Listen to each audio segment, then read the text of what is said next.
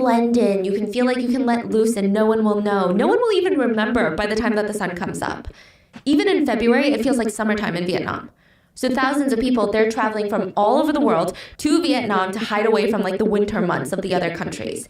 And it's nice in the sense that everyone truly feels like they go about their business. They don't really pay too much attention to what everybody else in the city is doing. I imagine that finding your friend in a city like this would require back and forth communication. Like you would need to have a meetup spot. You would need to coordinate a time.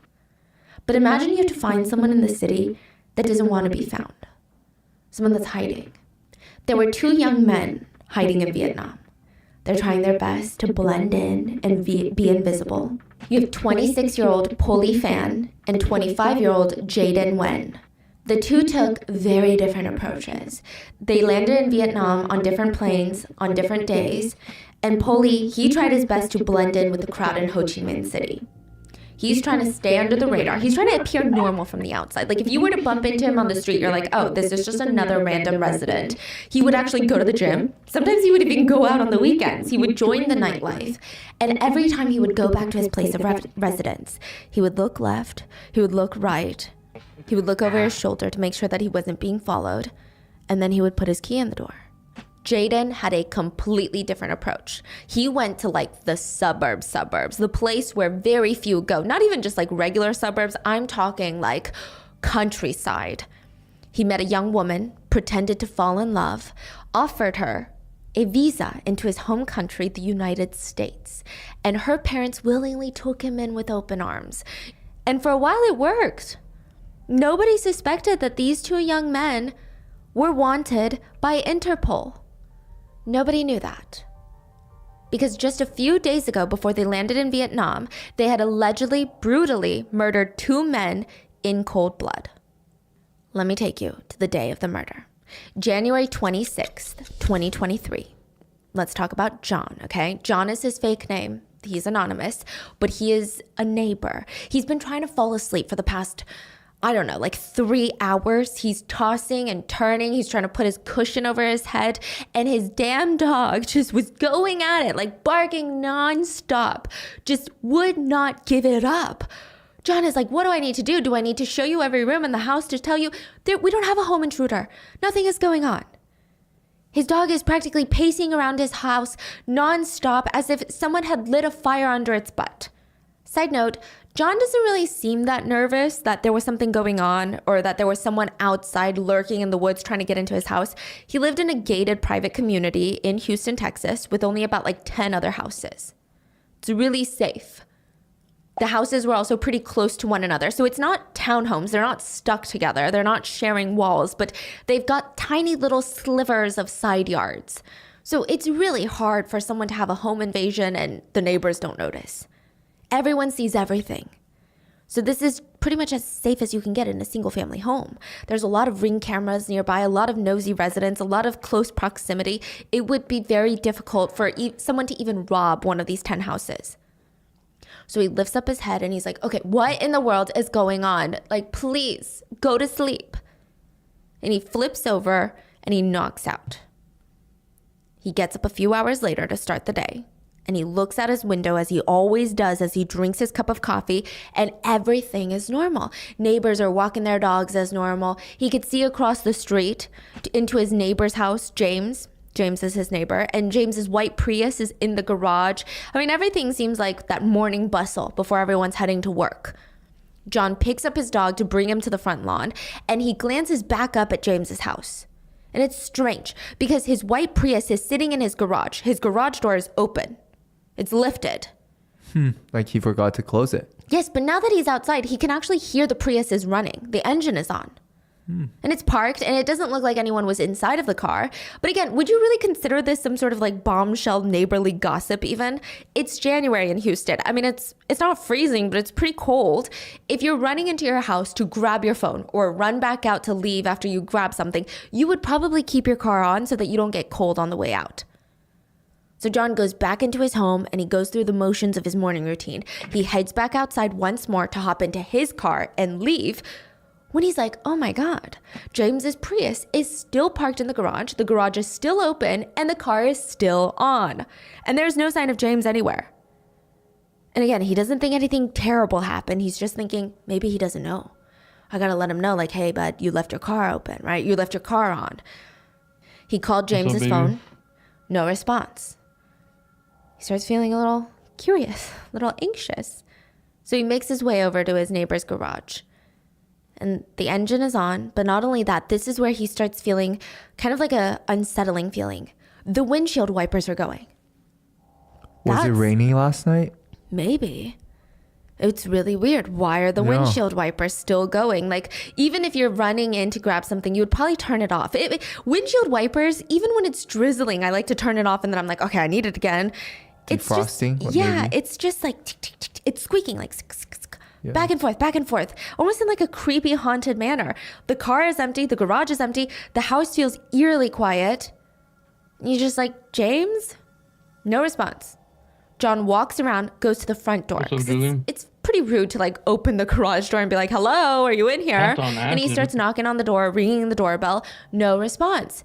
And now John's thinking either I move on with my day and I go to work or I do something a little bit crazy. And you know what? It's crazy, but I think it's okay. He goes around the bushes and starts trying to peek in through the front window of the house. If James catches him, I'm sure that there would be this awkward moment of explanation, but something in his gut is like, I gotta do it.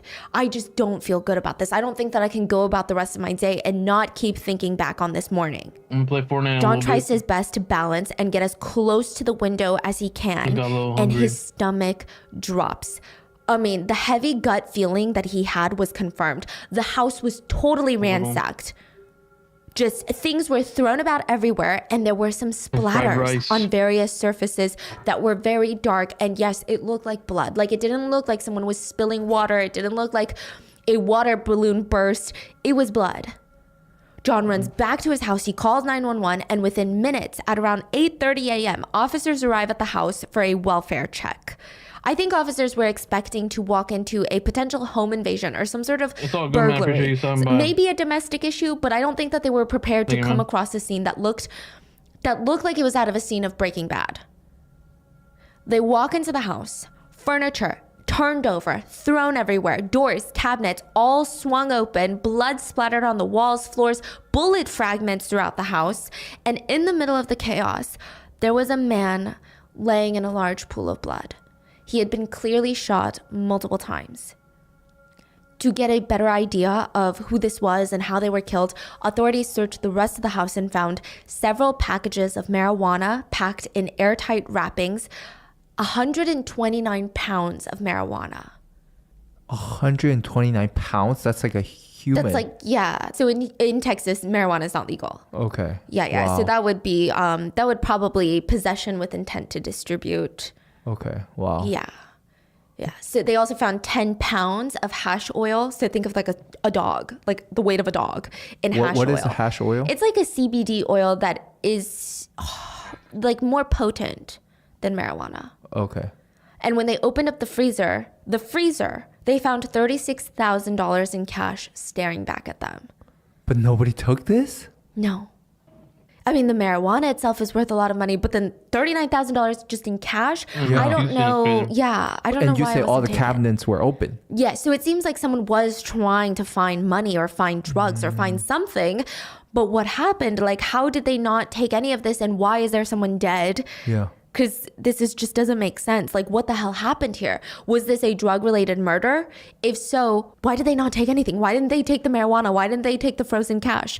Authorities, they quickly pieced together that the dead man in the living room was not James. He was not the homeowner. What? So who is he? How is he connected to all of this?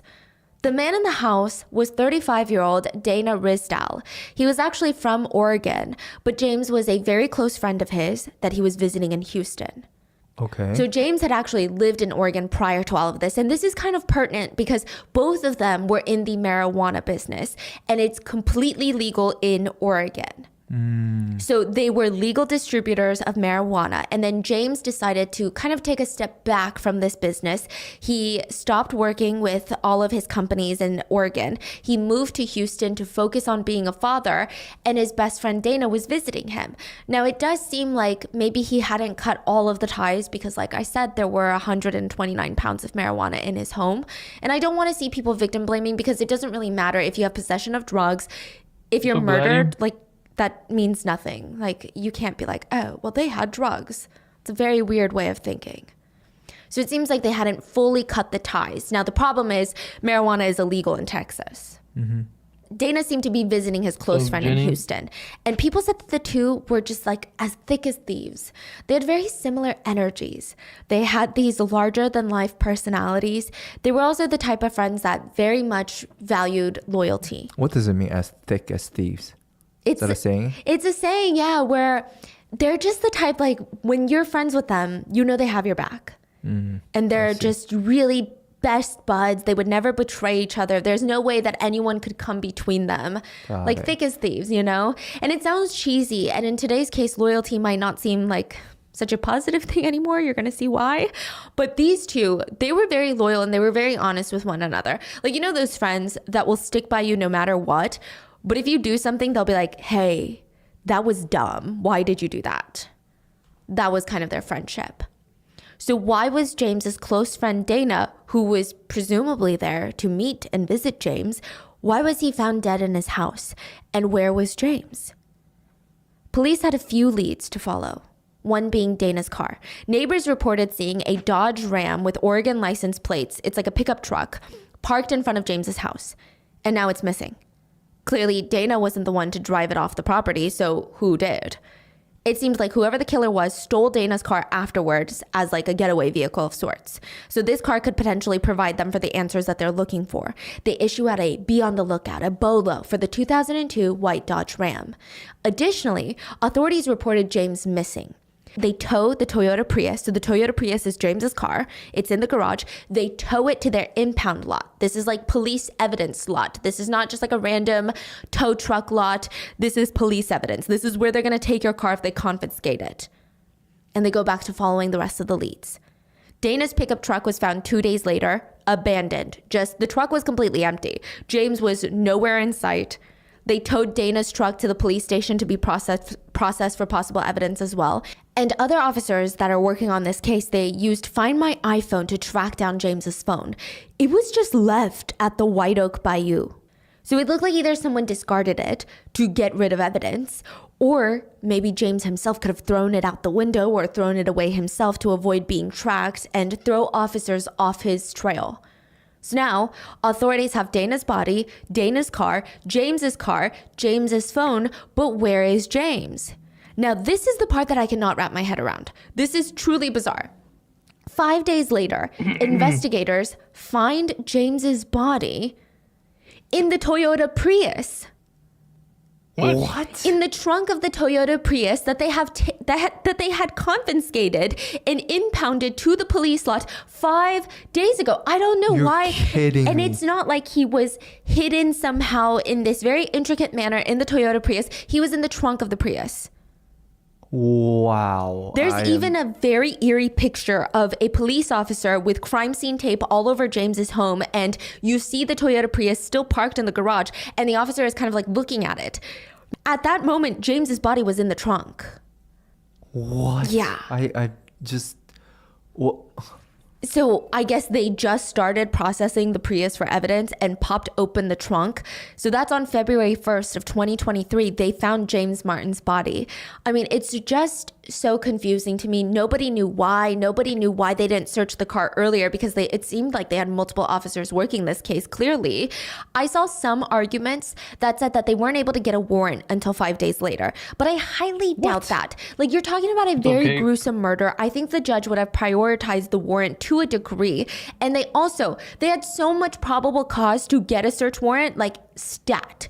ASAP. Wait, there's a murder and you need a warrant to search the crime scene? Yeah, that doesn't make sense. It doesn't make sense. And okay, please, someone who's more familiar with the legalities of this. But if they're already searching the home, Yeah, and the they car, impounded a car. They took the car. Yes, if you Yeah. have the authority to move private property, like a car, from one location to another, I feel like you could search the car. How did it not I smell mean, it? also, if You they're don't already... need to search the car. You're already in the car. Just pop They're the already trunk. driving the car Oh, or yeah. take. Yeah, exactly. Yeah, I just don't yeah. understand. Wow. Okay, and another thing is, if they're already searching the home and the car is technically on property, Yeah. would it not be a part of the search warrant? And I also believe it is much, much easier for police to search your car versus your home. Like the amount of probable cause that they would need to Yeah. search your car is like here. Maybe they went in the car and they're like, oh, it seems totally normal. There's no blood, there's nothing, so we should be fine. Wow. It's just a very strange detail to this case. I hope it's explained later during the trial because I personally don't understand it. If you have more insight, please let me know in the comments. I tried looking more into it, but I'm like, none of this makes sense. Everyone seems confused. So back to the case. James was found beaten, tied up, and dead in the trunk of his car. His feet, some ankles, reason. and hands were bound with duct tape. Lonely girl. There was also duct tape wrapped around his head and face. It was also clear that he too died from multiple gunshot wounds, just like his friend Dana. So police now they have a double homicide on their hands. And honestly, it's a very weird situation. They have a little bit to go off of, but it's not a lot. The sheer amount of marijuana found in the house, along with the money in the freezer, it gives them potential insight on the type of crime that it could be, on the type of people So that might be involved, but it doesn't really answer who let's exactly is still be with the- involved. They had no eyewitnesses to go off of. okay. None of the other neighbors saw anything. Yeah, sure, John was eating like, my some dog was food before barking I up a storm go that back night, to but he didn't Fortnite. see anything. He didn't hear anything. All James's neighbor said was, we saw that pickup truck, the Dodge Ram, Dana's car, and then it was gone.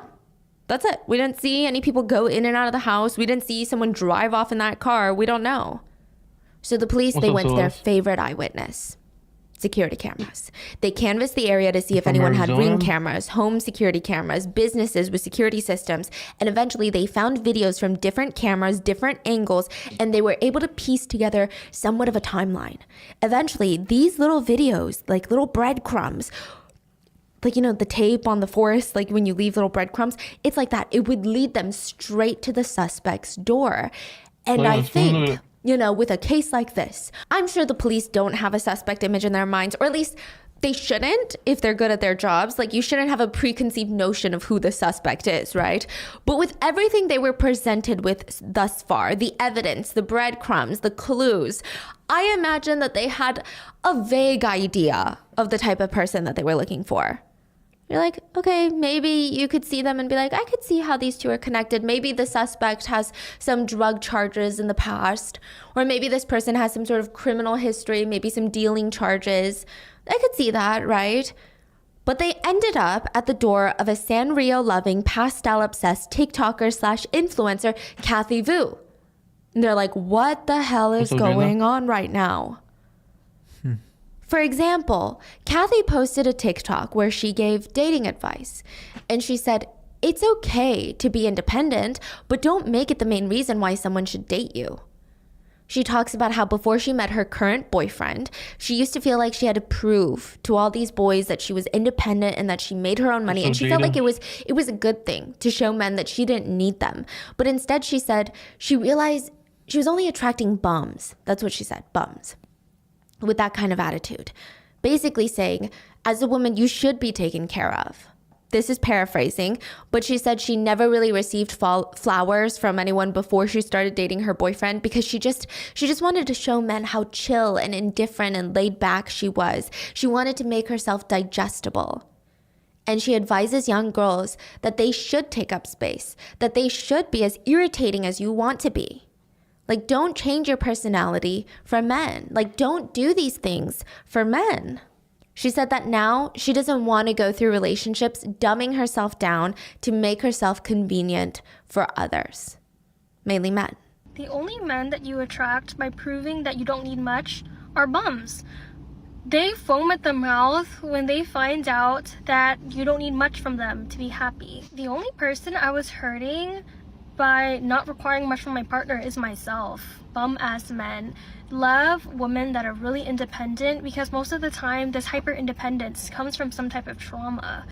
Now, we don't know too much about Kathy Vu's relationship other than what she puts out there, which is, it's pretty clear that she's very selective in what information she puts online about her boyfriend. There are parts of their relationship that now in hindsight, people have been picking apart. Yes, there are, okay? So Kathy stated that her boyfriend was shy, and that's why she never really showed his face on camera.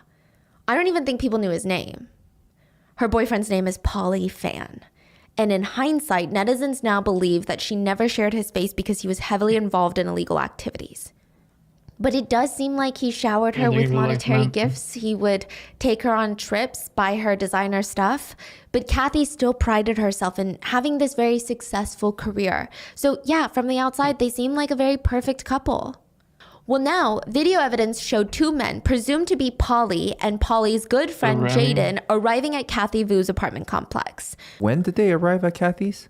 The day before the murder, like the night of the murder.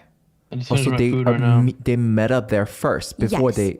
Okay. The police are trying to reverse track the movements. All they know is that Dana is dead and James was found dead in his white Prius that was parked in his garage. So they're trying to see, when did the Prius pull up to the garage? Where was the Prius coming from? Who was driving the Prius? So they get all these little CCTV clips. And the last time that James was seen alive was entering Kathy Vu's apartment, or at least the apartment building. But on the CCTV cameras, they don't see Kathy Vu. They see Kathy Vu's boyfriend and their friend Jaden Wen. So you've got Polly and Jaden meeting up with James at Kathy Vu's apartment building. So we never saw James driving home. No. Watching... They actually see other people driving home. What is it called? So the white Prius was driven by someone else. Yeah. So the white Prius is driven... Accused of cleaning crime scene for her boyfriend's alleged... double murder. Supposedly this happened right here in Houston. I was playing some Fortnite, but I took a little break to eat some food. Oh my god, I stopped her at the wrong frame. I feel so bad.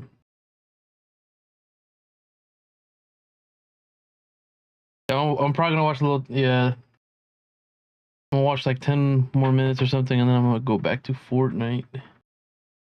Then by James into Kathy Vu's apartment building. So James is alive at this point and he's driving his car and he's meeting up with Polly and Jaden. Yes. That's what it seems like, right? Because what they're kind of guiding him into the garage, motioning him to park in the garage. Now, this is where I have questions. All reports indicate that this was a regular schmegular apartment building garage, meaning like a parking lot. Maybe there's a gate. Maybe you need like a beeper to get in or some sort of like tag to get into the garage. But it's pretty public. Like the rest of the residents can use it. Maybe guests of the residents can use it. I don't know how all of the next series of events plays out if this is just a regular schmegular parking lot.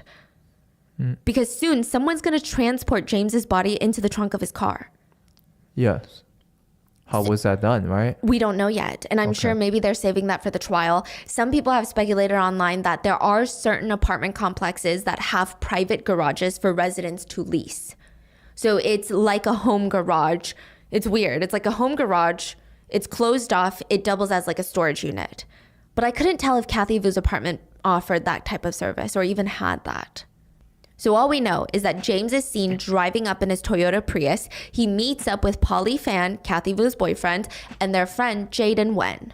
This is the last time that James is seen alive. The last time he's seen is walking into the apartment with the two men. There is no movement. And then nothing happens. There is no movement, no significant happenings on camera, and half an hour later, you can see the garage doors to the apartment complex open and the CCTV cameras show two men backing out of the garage in James's Prius. James is nowhere to be seen. And the police track the Prius all the way back to James's home. So it seems like the theory is James was murdered inside this apartment. He was put into the trunk of his car, and then his car was driven back to his house. The two men are suspected of being inside James's house, and within that hour, Dana arrives in his Dodge Ram. And a little while after that, Dana's Dodge is seen driving away from the house. And once again, there's two men in that Dodge. So from the footage, it's easy for authorities to piece together a theory of what they believe took place. And again, this is just a theory. No one has been convicted. Authorities believe that James was lured to the apartment complex where Kathy Vu lives by Kathy's boyfriend and their friend Jaden. He met up with the two men. There are some rumors that Kathy helped lure AJ. James to the apartment, but I don't see any proof of that. Elisa? James was most likely ambushed, tied up, and murdered in the apartment. Authorities felt that it was clearly premeditated. And just going by the officer's theory moving forward, they believe that the suspects, Polly, Jaden, right? They placed James in the trunk of his own car. They drive to James's own house where they parked the car in the garage, kept the car running for whatever reason. I'm not sure entirely why. Maybe they were in a rush. Maybe it was just the chaos of the situation, but it is a strange detail. Authorities believe now they went inside to ransack the place looking for drugs, money, and or both. But while they're in that process, Dana comes home, sees what they're doing, and officers theorize that Dana was killed to avoid any eyewitnesses to this crime. And since they had just escalated from a homicide to a double homicide, and the idea that perhaps, the murder of James was premeditated to agree, they might have felt like now this is getting out of control. Like we had planned to kill James. We had planned to do this. But now this is like a shit show. This is a mess. Maybe there was even a struggle that broke out. This is the theory, right? Authorities believe it was a spur of the moment decision to kill Dana. Maybe they were so shaken up that they fled right away without taking any of the drugs or money. Or maybe they believed that the gunshots could be heard by the neighbors. They drive away in Dana's car because they can't take James's car. James is in the trunk of that car. They drive away in Dana's car, abandon it on the side of the road, and then they run on foot, is the theory, is the allegation. I mean, the movement kind of makes sense. If this theory does come to be true, it's genuinely terrifying that two people's lives were taken so abruptly and brutally for some drugs and money. Like, I get it, it's a lot of drugs. I get it, it's a lot of money. But, like, where's the humanity? Like, these are people. Now, I know a big argument of this case is going to be, why were there drugs in James's house in the first place? And like I said, James and Dana were said to be commercial marijuana farmers from Southern Oregon, where it is very much legal and they were licensed. But more recently, James had moved back to Houston just to be closer with his family, and it seemed clear that both of these men wanted to distance themselves from this line of work. They were kind of pulling away from the industry. James, he wanted to focus on being a good dad for his son. Meanwhile, Dana, he started kind of hanging out more in Portland. He wasn't a father yet, but he had a nephew and niece in Colorado and in Washington. He would take time out of his busy schedule, travel across state lines just to spend like a day or two with his niece and nephew. It's like people said he came alive whenever he saw his family. You could just see how proud he was to be a part of their lives and just to watch them grow, which is a pretty big sacrifice for Dana. Dana was big with work. It really was his passion before he started kind of pulling away. So in 2016, he started a cannabis distribution company called LTMRN. It was pretty successful. A lot of people said that Dana just had this crazy networking ability. Like if you had an aerial view of a networking event, people would all kind of like ebb and flow around, but there was always a circle just gravitating towards Dana. People really liked him. He was hilarious. He was a good-natured man, and people could see that within just like 5 minutes of meeting with him. It was so easy to talk to him. He had all this life experience and a lot of stories that he would share with people, and it was just so fun.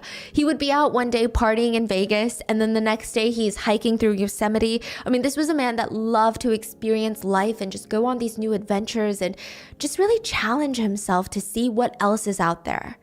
It was something that he had in common with James. A friend of James said, you could see this man in a meeting with Fortune 500 CEOs. He would fit right in, he would be comfortable in his own skin, and then that night he would fit right in at like a crazy rock concert. He also loved rapping. He self-produced a fun rap song called Hustle Hustle Ball. And like some of his friends kind of poked fun at him because he's shirtless and he's got sunglasses and a backward cap on in the video, and he's like rapping. It's posted on YouTube, and they thought it was very, very silly, but it's also just what made him so lovable. He was very free-spirited. He didn't care. He never took himself or anything that seriously. He just did what he liked. He just did what made him happy. He also founded a Portland-based edibles company in 2016. And in the end, by 2023, both of these men were starting to pull away from the cannabis industry in Oregon. James, he wanted to do it for his family. Dana, he wanted to try experimenting with different businesses. But I don't think that, it's something that you can just wake up and wash your hands of. just be done with the industry. Maybe they had a lot of inventory left over. Maybe it was, something else. It was a business that they had built for years. So most likely, it seems that a few ties had remained. Now, the problem is marijuana is not yet legal in Texas. So police, they execute a search warrant on Kathy Vu's apartment. Now, if I'm not mistaken, this is the same apartment that she did the whole series of moving into my new apartment on. Like the one that kickstarted her career on TikTok. And everything had been so wholesome online, and it is now believed that this very apartment is allegedly where a murder took place. So it's kind of jarring. I do want to clarify that Kathy was never seen on CCTV cameras luring James into the garage. And that's not to say that she's not involved in some way, shape, or form, but authorities clearly believe that she was. Do we know if she was home inside or no? It doesn't seem like it from what I can gather, but we haven't received like a firm statement, at least that myself and my researchers haven't been able to find, where it was like she was not home. Okay. It's kind of like all these different things lead us to believe that she wasn't home at the time. Okay. And I'm sure if she was home, it would be shown on CCTV that at one point she arrived home earlier of the day. Yeah. That will put her at the crime scene, which will change her charges. Yes. For this case. Right? Yeah, she'd probably be an accomplice to capital murder. Right. So, okay. Yeah, so authorities clearly believe that she was involved in some way, shape, or form. They found an HEB store receipt. So this is like your Ralph's or your Kroger. They found a receipt that showed that Kathy purchased items the day of the murder. And, the items were suspicious. She bought bleach, peroxide, trash bags. On top of that, police found bleach and iodine bottles in the back of Kathy's car. Bleach and what? Iodine. What's it's like iodine? Salt, basically. It's like a cleaner. You can use it as cleaning. Found in the back of Kathy's car. And to buy that on the day of the murder is it's kind of suspicious when someone is seen coming into your apartment and then never seen coming out, and then you buy cleaning supplies before the murder took place. Oh, this was before. Not Oh, my after, goodness. not during, but it was before James was last seen alive. But to be fair, I mean, you could argue that maybe she was just a clean freak. I mean, there was a TikTok that she posted that stated that she loved cleaning. She was insinuating that she was kind of a bit of a clean freak. I will play it for the visual watchers, but for the audio listeners, she's kind of doing a day in my life as a corporate marketing girl in the alcohol industry. She walks us through her day of getting ready for this promotional event at a club. She's got to go to Michael's, get some gift bags, set up a backdrop, photo booths. It shows her being incredibly hardworking, but the part that has definitely been picked apart, like to hell and back, is at the club. During her day in my life TikTok, there is a moment where she talks about how this particular club has a wet rag scent because a lot of the workers use wet rags to clean the countertops. And she talks about how she even brought her own cleaning supplies and is literally seen in the TikTok cleaning the counters while people around her are partying. Okay, so Heart, the club that we were at, sometimes has this like musty smell because of the wet rags they use. They're not entirely clean, so there's always this really bad lingering smell. My friends thought it would be funny to record me cleaning. I actually didn't know they were recording at first, but I did bring my cleaner bottle from home to wipe down my section. So people picked it apart because she was cleaning?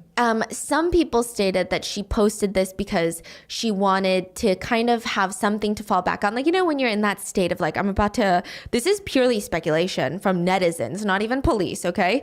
Some netizens were saying maybe she posted it because she knows she's about to buy cleaning products for a murder. And now she's like slipping that in there to be like, look, I actually love cleaning. I'm just a clean freak. And that has nothing to do with anything.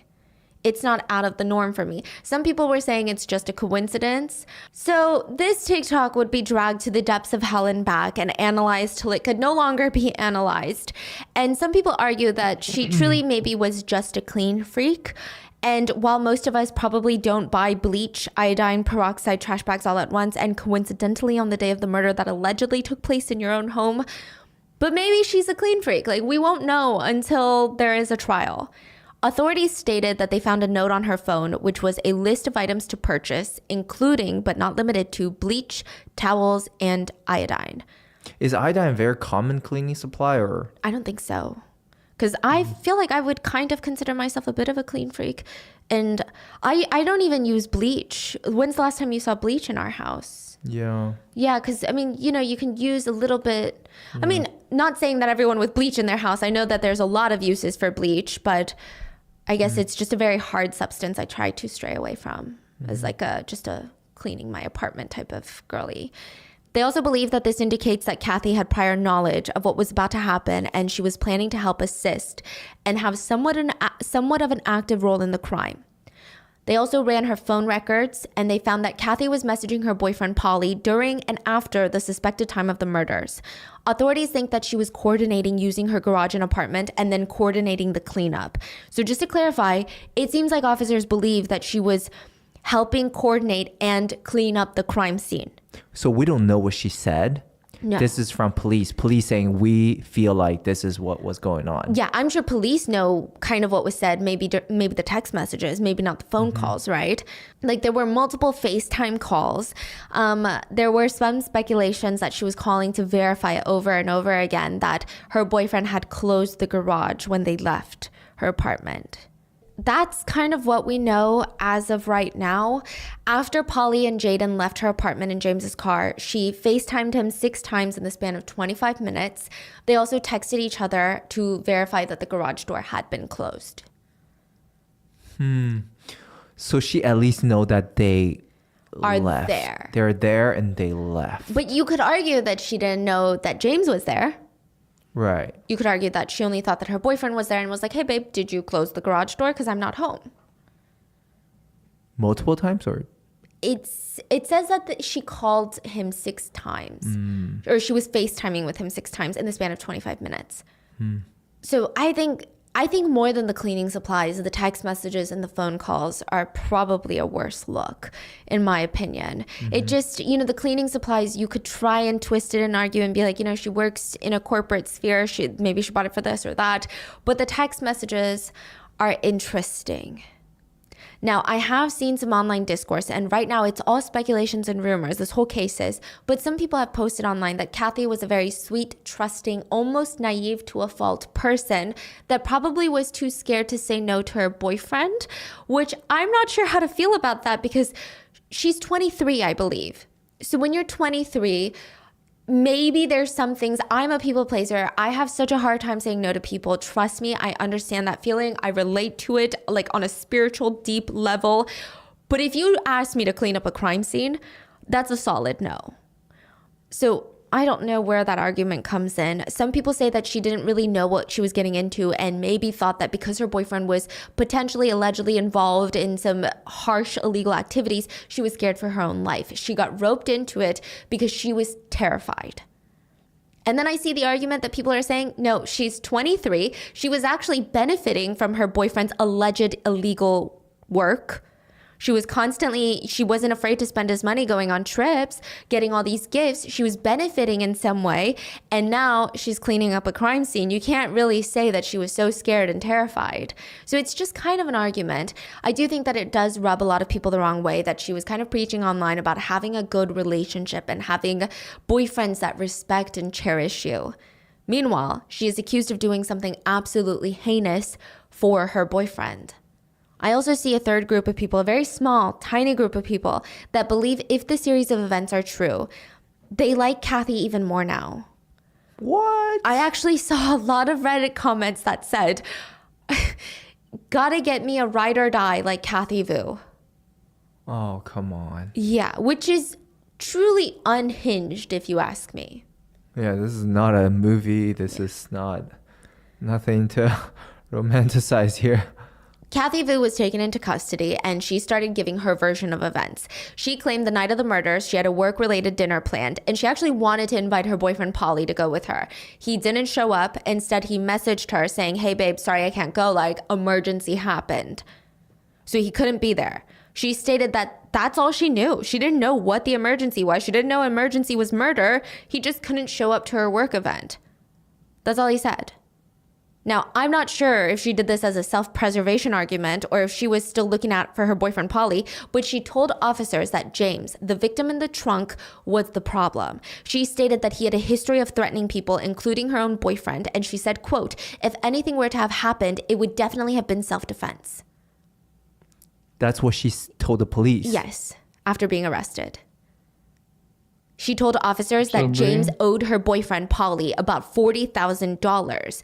And when asked why, she said, after a narcotics-related transaction that didn't go as planned, which authorities didn't believe. Because according to James's mom, Polly was the one who owed James money. So while officers state that they had knowledge of a history between the two, it seems like they are inclined to believe that Polly was actually the one that owed James money. And maybe, theorizing, this is pure speculation, potentially Polly had lured James out under the guise of like, I'm going to give you your money back. And instead of giving his money back, he murdered him so that he could be absolved of that debt, and then went to his house to ransack it and steal stuff. And maybe it could even look like he was just targeted for the drugs. But the plan is really not. Smart. Yeah, so I don't see how they think they can get away with this for even a day. Yeah. See, that's the weird part. I genuinely feel like if they found James's car in the trunk, this is my personal opinion, if they found James's body in the trunk sooner, potentially they wouldn't have been looking at a fugitive situation. Because Like they will catch them immediately. before they flee to Vietnam. Right. Yeah. But even that, they still caught them very quickly. Yeah. So So Tuesday, March 21st of 2023, Kathy Vu was officially charged with tampering in the deaths of James Martin and Dana Rizdal. She appeared in court with the most Texan-looking lawyer I have ever seen in my life. Like, I'm talking cowboy hat and everything. Yes. Her attorney focused on getting her out on bail. He tried to draw sympathy from the judge, stating that Kathy Vu had lost her job after her arrest, which I don't know why he said that. I don't know why certain attorneys say things like that, because it's kind of a situation of read the room, sir. 2 people were killed. I don't think losing a job is the end of the world, and I don't think anyone is going to dig deep into their hearts right now to find sympathy for something like that. But her attorney continued to argue that Kathy had only been dating Polly for a few months, and she, quote, only did what her boyfriend told her to do. That did not sit right with a lot of netizens, because ultimately she's not a minor. She's a 23-year-old woman who works a corporate job. wait, I'm so sorry. Before you move Yes. forward, the lawyer says she only did what the boyfriend told her to do. Yeah. So are they admitting that she did something for the boyfriend It seems relating like to it. the case? Yes. And I think the speculation online right now is that she's working with the prosecutors and is going to get out on probably no time, as long as she can testify. Is the speculation? We don't know.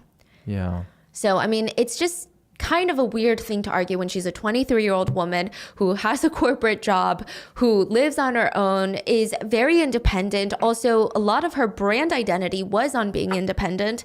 And now it's like, no, she's not independent at all. She was manipulated. Has no idea what she's doing. Not saying that she can't be manipulated, but it was a weird argument to make in court. Netizens and the prosecutor argued she messaged him before, during, and after the murders. She bought the cleaning supplies and allegedly cleaned up the crime scene. To make matters worse, she went right back to posting TikToks the very next day, talking highly about her boyfriend, about how he's a great gift giver. And now, Wait. yeah, we don't know. The next day of the crime? Yes. Now, we don't know if maybe this is like a pre-filmed TikTok, but she does go back to posting TikToks after the murder, before she's arrested. About the boyfriend. Yes, and she showed off this new MacBook that he had gifted her, which, a lot of people feel like it's her thank you for cleaning up a crime scene gift. That's what a lot of people said online. One thing that's really sweet about my boyfriend is that he thinks that he's a bad gifter, so he always overcompensates his gifting and actually gets me really good things. He saw my raggedy ass 8-year-old MacBook and replaced it for me. This is my birthday present. I'm so grateful. Wow. Yeah. Like, wow. Even if this was pre-filmed, still, like, this event just happened in your house last night. So I see the argument that either she's incredibly heartless, and if this is all true, if the police theory is true and they're all found guilty, she's incredibly heartless. I do see the other argument of like she is trying to appear as everything is normal. because maybe people would question if she suddenly stopped posting or if her content was suddenly a shift. She was no longer talking about that. She was talking about other things. I don't know. Either way, it's very unsettling, I think. Yeah. And it's not really even about the MacBook, you know? It's just the fact that people argue Kathy doesn't seem affected by anything. And that is just not normal behavior for someone who allegedly was forced into doing something they didn't want to do. Judge Lori Chambers ordered Kathy to wear a GPS ankle monitor while released on a $40,000 bond. She is not allowed to have any communication with Polly or Jaden. Like I said, a lot of netizens were very confused about how she got off so lightly, but it is speculated that she's most likely working with the prosecutors to testify against Polly and Jaden later. Because while Kathy was still in the US to face the legal battle herself, Polly and Jaden were nowhere to be found. Side note, I do see a lot of discourse that this is a learning moment for a lot of people. There is this romanticization amongst certain couples, like the ride or die couples, the Bonnie and Clyde couples. And sometimes that adds this romantic main character element to committing, literal crimes like drug dealing. But this is a good learning lesson that even if you think that your partner is your ride or die, and you could really feel that in your heart and soul, you would do anything for this partner, they are the Clyde to your Bonnie or vice versa. It might just be one-sided. Yeah, the guy left. Yeah, because if this is all true, if Kathy did indeed clean up a crime scene for her boyfriend left her in the US to deal with the aftermath while he fled to Vietnam without her. And he used her apartment to do the crime, allegedly. Like, they know what's coming. Yeah, this is not Bonnie or Clyde. This is Bonnie and the fugitive who doesn't care about Bonnie, if this is all true. So just be careful who you think is your ride or die, or just be careful is that the only game you want to play? You think that you'll do anything for your partner. There is a chain of events, though, that gets triggered when Interpol sends out a red notice. The first step is any of the member countries of Interpol. There's 195 member countries. Each country can request a red notice be sent. A red notice is essentially a global, international BOLO. Be on the lookout for this fugitive on the run. Interpol, International Police, will check the request to make sure that that government, that country, is not hunting down a refugee, is not hunting down a whistleblower. And once approved, that red notice will be sent to authorities in 195 different countries, which it sounds like you still have places to hide, but not really. Almost every single country in the world is involved in Interpol and will receive a red notice on their desk. So do they know that they went to Vietnam, or they Yes. they knew? They use their passports.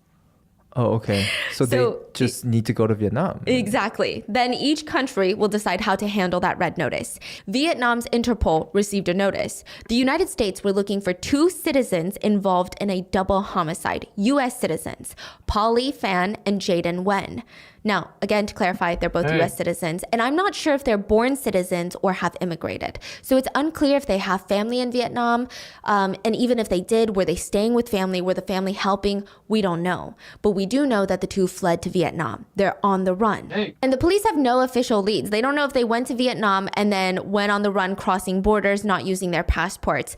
Here's a very interesting detail. One of the 2 perpetrators actually applied for an emergency passport reissue in the US, like immediately after the crime, and then fled to Vietnam. What does that mean? Why is that? So that, I think, goes again to bolster the theory that they thought that they could premeditate a murder against James, kill him, and get away with it.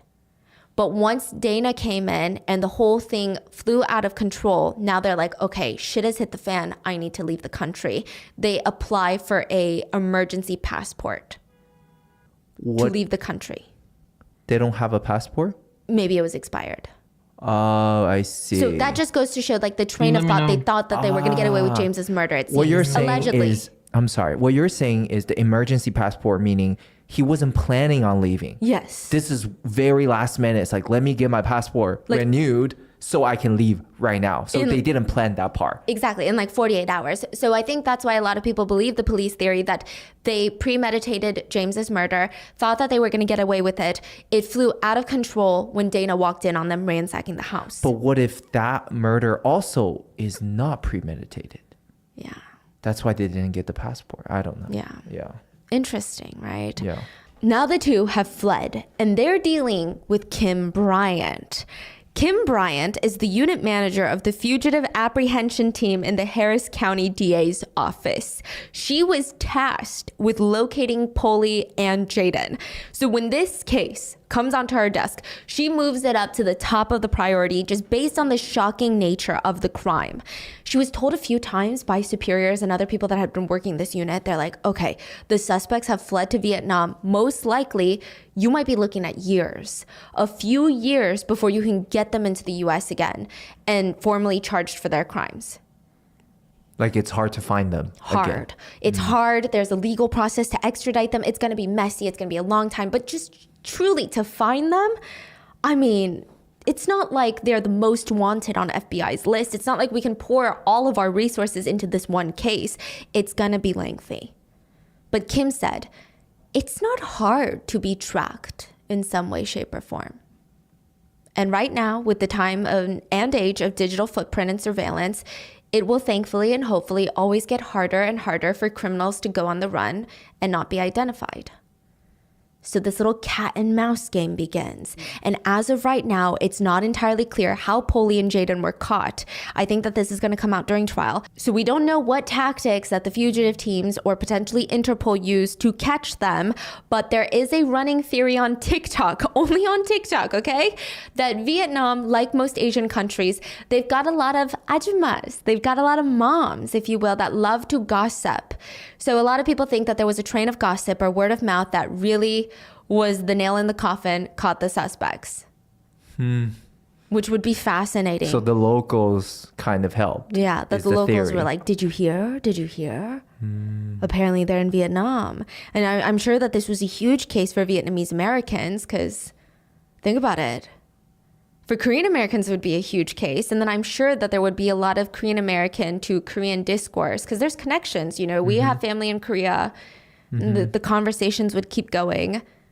So June of 2023, Polly, Phan, and Jaden were caught. Polly was found living in Ho Chi Minh City. Authorities stated that he seemed alert, he seemed aware of his surroundings, yes, but he still tried to live a normal life, which is shocking. It's crazy. He would go to the gym. He would go out at nights on the weekends. He was actually arrested at the gym. Like, how do you go to a gym while you're a fugitive on the run? He should be like hiding in the room, curtains closed. Yes. Wow. Never going outside. Yeah.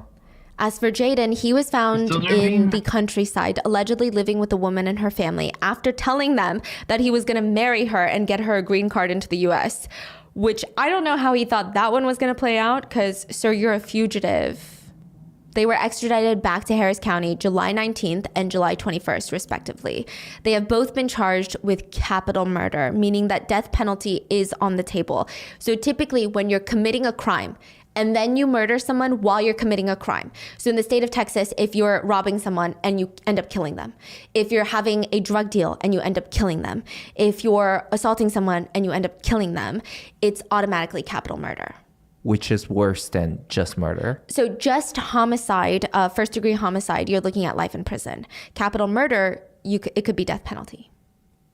All signs point to the fact that they will be facing potential death penalty charges.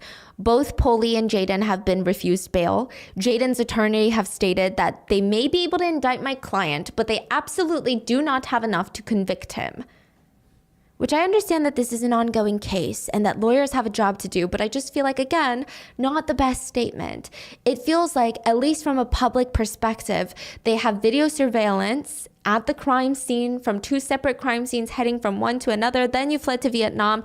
It just doesn't feel like it's not absolute. He's saying you have absolutely no evidence. I don't know if it's absolute. Maybe it's circumstantial. You could argue that, right? So right now, people are speculating that Kathy Vu will be throwing Polly and Jaden under the table. And now it seems like Jaden will be throwing Polly and Kathy under the table. Jaden's going to try and be like, no, it was all the couple. I don't know what is going on. The couple, it's like Bonnie and Clyde masterminds. And I am just like a bystander to it. That's the speculation of how people think that it will play out in trial. I'm not sure how Poli will be approaching this case with his attorney. I guess we will just have to wait and see how the trial goes. And again, just to clarify, we don't know the absolute facts of this case yet. We have a supposed motive, we have a supposed theory, but we don't know the exact reason that two individuals' lives were cut short and exactly who was involved in what. But it has been a huge relief for the victims' families that the fugitives were caught. James's family said, "We are thankful that we had James walk with us for the past 37 years. He's our sunshine and is now our shooting star out there in the greater universe, shaking things up. God will take him in the fold of super angels." Dana's father said, "It's so hard to grasp that he was just visiting a friend in Houston. He didn't even live there and he was murdered." Dana's stepmother emotionally stated, "He did nothing wrong. He walked in the wrong door at the wrong time, and it has devastated our family." Dana's dad said, "For 5.5 months, I prayed for them to be caught every day. I'd like to meet the woman that's the head of the fugitive task force next time I come to Texas, so that I can shake her hand, and if she'd allow me, I'd buy her a steak." Yeah. He went on to state that his son Dana was one of the better human beings that you would ever meet. He said, "We had a lot in common, and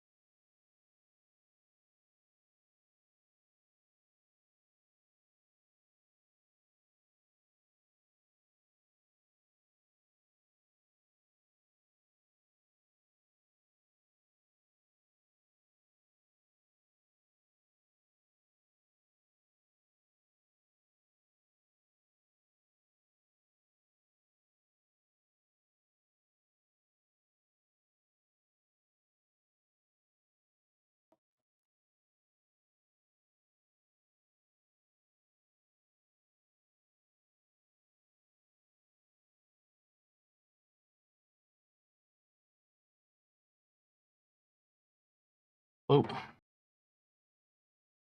I think I blew your night on stream. Yeah.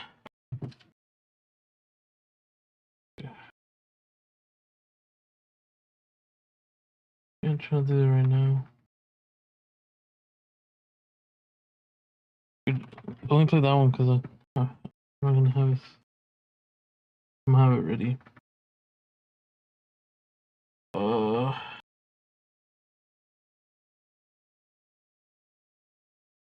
Play one, but after that, stop.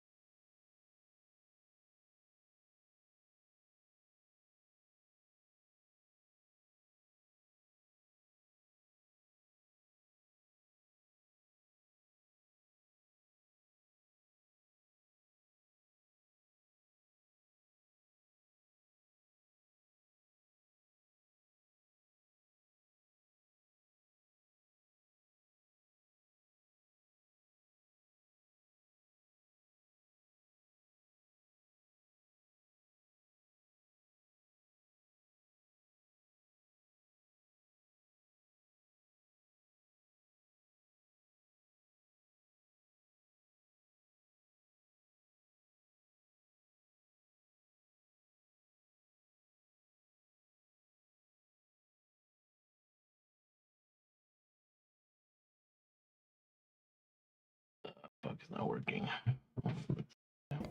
Now that's gone, and he's gone, and I don't know how to make up for that. And that is the very viral case of how a TikToker is allegedly involved in a double homicide. This has been highly requested. Yeah, it's just, everything is kind of up in the air though. Please let me know in the comments, what are your thoughts on this case? Did you watch Kathy Vu's TikToks before all of this happened? Were you a viewer of hers? Let me know, and please stay safe. I will see you guys on Wednesday for the main episode. Bye. What platform or what system can have the game data at the same time? Gordon Ramsay crowned Moroccan food the world's best. It is my pleasure to finally announce the #1 cuisine across the planet is Moroccan cuisine. And today, we're putting that claim to the test. Wow. Maybe Moroccan food really is the best in the world. In this ultimate Moroccan food marathon, we're traveling the entire nation to see if this North African country can really live up to the hype. This is the best seafood experience I've had in a long time. From smoky, char-grilled street-side meats The charcoal is really coming through. to over-the-top animals roasted whole. Already about 15 to 20 lambs have been put down into the oven. It's so epic. I'm here to see it all, starting in the ancient city of Fez. This is not the food I was expecting to be trying here in Morocco. This thing is a beast. Here, I plan to taste Morocco's greatest hits to see if Morocco really deserves the title of best food country. Let's find out. It's gonna be my first time trying Moroccan food. Yeah. Fatima, how you doing? Good. Joining me, our local guide, Fatima, born and raised in the city of Fez. Right here, we have some coming fresh out the oven. This is the normal bread. We call them khubz. This is our spoon in Morocco. This communal oven makes a type of bread that's a staple in Moroccan cuisine. You'll find it everywhere, but its story begins here. How old is this place right here? This is like from 17th century. That sounds old. Made with just wheat flour, yeast, and salted water, it's baked in an ancient hand-built oven, fueled by cedar wood, giving it a distinct flavor and aroma. And so I guess the big question is, why have a communal oven? Because some houses, there is no like a big place to put an oven in. So they make the dough at home and they bring it here. Also, they can bring like their tagines, their spleen, heart, chicken, cake, anything. I mean, nothing better than an oven with a spleen and a cake side by side. Yes. That sounds amazing. Take a look here. Okay, there you go. A fish tagine. Do you want to help? Sure. There you Thank go. you. For like 20-25 minutes and they will come back for it later. There you go. This is wild. So somebody just made that at home. They brought it here, and Yes. he's gonna bake it up. And then he has some kind of internal clock, so he knows how long all the food has been inside. Yes. That's remarkable. Is that one for me? Thank you, my guy. Ooh. Oh yeah. Yep. You know what? They told me it might be hot. Can I tell you? Pretty hot. Yes. Take a look how steamy that is. Here you go. Thank you. Let's go for it. Oh yeah. Can you taste the wood flavor? Good question. A little bit. It's a little bit different than like a gas oven. I would say especially in the texture. Maybe not as much in the flavor for me, but in the way that it feels. What do you think? I used to it You've had this, what, every day for your whole life? 5 times a day. No, the only thing that's missing, really, flavor. And that's why we're headed to our next destination. Yes. To find out if Moroccan cuisine truly deserves the title of best in the world, I need to dig into its most iconic dishes. First up, a dish with a cooking method so unique you won't find it anywhere else. We're about to get our first taste of Moroccan cuisine here at a restaurant known as The Second Wife. To my side, we have a traditional Moroccan barbecue firing away, but we are not here for that. Oh no, my friend. We are here for one of the most iconic Moroccan dishes you will find in this country, right here, the tagine. This is it in its final form. But how did we get here? Let's go find out. There are countless variations of tagine, but at this restaurant, you can choose from the classics: beef, lamb, or chicken. First, garlic, parsley, salt, pepper, ground ginger, turmeric, and olive oil are added to the base. The whole mix is then buried under a layer of onions before moving on to the next step. For the vegetables, it's a colorful lineup of potatoes, zucchini, carrots, and green beans, all arranged in a neat wall around the coveted protein. To top it off, a slice of lemon and tomato. All right, folks, our tagine is fully constructed and it's ready to meet some heat. This is amazing because this is both a cooking tool and a type of dish. And how it works is you heat the base and then the heat slowly rises up the center of the cone and drips down. It creates a self-basting environment, which is perfect for slow cooking meats like chicken or like what we have today, goat. Fatima, my first taste of Moroccan cuisine awaits. Before we open these up, I want to tell you a little bit about my mission today. Gordon Ramsay says that Moroccan cuisine is the best in the world. Now, to be fair, I think he was kind of reporting it. There was a big vote put out on a website called Puberty.com. They amassed millions of views, and at the end of it all, among many dozens of countries, it was voted that Moroccan cuisine was the best in the world. What do you think? By the end of today, I'm going to find out for myself if this is true. Sure. It's very robust, full of stuff. Soon we'll be building up to something else right here, but first we have the chicken with the vegetables. Let's go for the bread. Take the bread, break the bread. And then we dip it. We should not have two tagines. Same great bread. I can taste olive oil, I can taste the lemon. So at what point do we like... Go to inside? Yeah. Normally we need to finish the whole veggies, and then we go to the inside. Oh, really? Normally. So this whole time you are not using a fork? No. Really? At all. How's that like? Not Moroccan. I can't do anything right. No, but you're good. I'm amazed by this meal. I'm surprised. I had a preconceived notion of how this was gonna work, and it's not working out that way at all. Try to mix chicken and something else. Careful, there is a bone in here. Oh, thank you. Wow. When you get to the center, you get that meat, you get the caramelized onions, and the meat that's been cooking right up against that clay. Super good. So that is the chicken, but we also have one more tagine I want to try. This is goat meat with caramelized prunes, a mix between savory and sweet. I got my little bread gloves, and there's kind of a soupy broth. Weird. It's a new sensation. Something I've never had before, but all those flavors work together beautifully. But it's very sweet. Some people don't accept like meat with something sweet. But in Morocco, it's very normal and very famous. I accept all types of meat. Cool. Thank you. So I want to try to peel back some of this meat with the bread. Ooh, look at that. It's very goaty, plus just all this sweet stuff surrounding it. So it's sweet, it's savory, it's fatty. Somehow a walnut snuck in there. I got nuts in my mouth. It's everything all at the same time. A very new experience, I gotta say. It's so complex and so different, and I've never had anything like this before. Soon I'll be tracking down one of Morocco's most precarious pastries. Nothing here would indicate to me that this is anything but a dessert. Meanwhile, inside, it's full of pigeon meat, and not just any type of pigeon, like a teenager pigeon.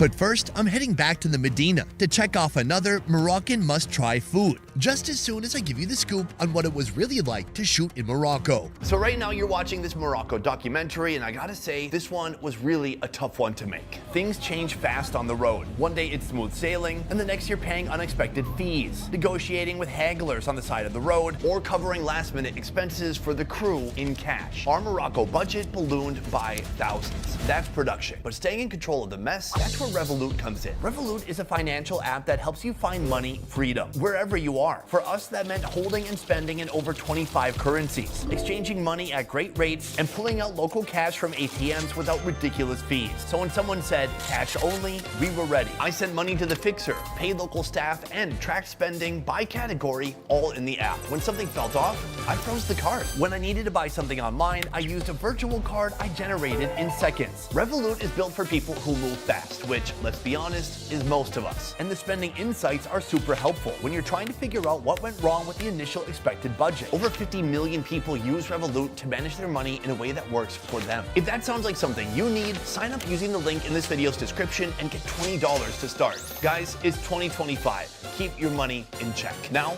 back to the show. We have come to our next restaurant, a restaurant specializing in a dish known as couscous. Couscous, the base of it begins with this right here. This is semolina flour. But what is semolina? Yellow semolina, it's very famous, coming from wheat. It comes from wheat? Known for its distinct yellow hue and high protein content, semolina on its own can be a bit rough, but mixing it with salt, olive oil, water, and white flour create a perfect balance of soft and firm, a texture that's just right for making proper couscous. Couscous is a traditional dish. Friday is a Muslim holiday, so we make normally a couscous for the whole family, and we share. Making couscous is a labor-intensive process with origins dating back a millennia, often traced to the Berber people of Algeria and Morocco. There's some tread. As she moves the couscous around, these bigger balls are becoming smaller balls because you don't want big chunks, but you also don't want to put in too much water and get like one big glob, and you also don't want dust like this. You need the perfect texture for the couscous. This is the final result right here. It looks amazing. From a super thin flour to these tiny balls. It feels damp, it feels kind of grippy. That's a weird word. Like if you were gonna lift weights or do pull-ups, you could put this on your hands first. So this is the base, this is the foundation of our dish, but there's a lot more to do coming up next. Let's get to it. In a pot, beef, onions, salt, pepper, turmeric, tomato, chickpeas, olive oil, parsley, and some water come together. But it's not truly Moroccan until you throw in a load of vegetables, like cabbage, carrots, radish, potatoes, zucchini, eggplant, pumpkin, and of course, even more tomato. Above the stew, a steaming vessel is placed on the same pot. This clever setup, called a couscousier, uses the heat and steam from the bubbling stew below to cook the couscous to fluffy perfection. The couscous is just a small part of the entire presentation, but on top of it, there are so many different vegetables. This is like real farm food, I feel like. Would you agree with that assessment? Perfect. That's what I do too. When I don't understand something, I do an uncomfortable laugh, and then I look like, did that satisfy? We good? From here, she's putting on a sweet element, caramelized onion and raisins, and I'm finally gonna get to try out this beauty. Fatima has moved on to our next location to secure the animal for our next food, which is a live pigeon. More on that soon, but first, the couscous, a fortress of vegetables. Deep in the core, there is meat. But like the tagine, they make you work your way through the vegetables to get to the protein. What is that, a zucchini? Good carrot. We have the cabbage, and I feel like you could spice that up with some of this on top, the onions and raisins.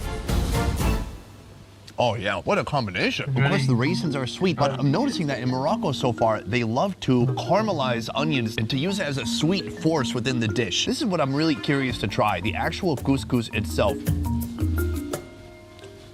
The couscous doesn't have a ton of flavor, but it's a kind of a flavor vehicle. You put other flavors on there and it just offers this wonderful texture, and it's a nice carbohydrate base. Meanwhile, we've got soup on the side right here. That broth, I'm gonna give that a little bit of a sip. Oh yeah. And what I'm told is you can actually dump some of this soup. You can really saturate that couscous in those delicious flavors. Oh yeah. The couscous really effectively saturates or soaks up all those flavors. So far, we've just had vegetables and the couscous, but inside, as you dig deep into the core of this dish, you will reveal the meat. We've got beef right here, more, ow, so hot.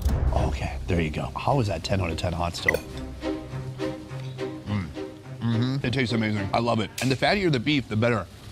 With as many countries as I've been to, I'm still seeing new ways of cooking and different ways of utilizing savory and sweet elements and combining them into something like this. So this is couscous, but I am still well on my way to figuring out if Moroccan cuisine is really the best in the world, as voted on by millions of people on Puberty.com. And our next food actually includes the use of a pigeon. Before we head to the restaurant, we are headed to the market to actually source this animal for ourselves.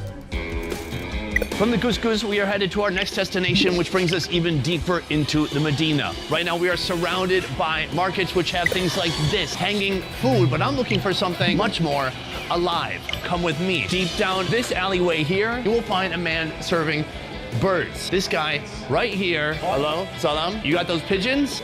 Oh,